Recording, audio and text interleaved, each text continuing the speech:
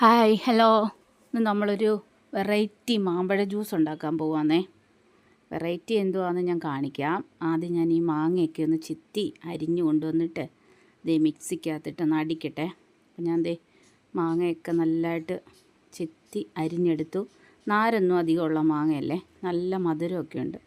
എന്നാലും നമുക്ക് കുറച്ച് പഞ്ചസാര ചേർക്കാം. അപ്പോൾ ഒരു ഇച്ചിരി ഒത്തിരി മധുരം വേണ്ട. ഒന്നാമത് പിള്ളേർ സെറ്റിന് കൊടുക്കാനാണ്. ഈ വെയിലും ചൂടും പഞ്ചസാര എല്ലാം കൂടെ ആകുമ്പോൾ ശരിയാവത്തില്ല, അടങ്ങി ഒരിടത്തിരിക്കത്തില്ല, ചാട്ടം. അപ്പോൾ പിന്നെ നമുക്ക് ഇതൊന്ന് അടിച്ചുകൊണ്ട് വരട്ടെ. കണ്ടോ, ഞാനാണെങ്കിൽ അരിച്ചില്ല, മാങ്ങ നല്ലതായിട്ട് അടിച്ചിട്ട് ഇടയ്ക്ക് കഷ്ണമൊക്കെ ഉണ്ട്. അവർക്ക് കൊടുക്കുമ്പോൾ ഒരു ഇച്ചിരി ഇതൊക്കെ വേണമല്ലോ.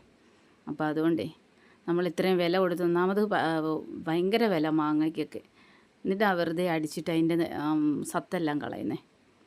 അപ്പം ദേ ഞാൻ ആ ഗ്ലാസ്സിലോട്ട് ഒഴിച്ച്, നമ്മൾ ഇതിനകത്ത് ഒരു ഇൻഗ്രീഡിയൻസ് കൂടെ ചേർക്കുന്നുണ്ടേ. അപ്പം ഞാൻ തണ്ണിമത്തം വാങ്ങിച്ച് അതിൻ്റെ ജ്യൂസ് എടുത്തത് കുറച്ചുണ്ടായിരുന്നു.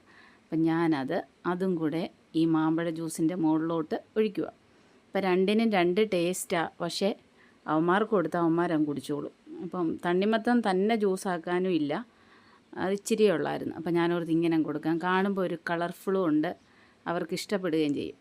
പിള്ളേരെ ഇമ്പ്രസ് ചെയ്യിക്കുക എന്നുള്ളതാണ് നമ്മുടെ ഒരു ഗുട്ടൻസ്. അപ്പം അടിപൊളി മാങ്ങ ജ്യൂസായത് തണ്ണിമത്തിന് ഒഴിച്ചൊരു കളർഫുൾ ആക്കിയിട്ടുണ്ട്.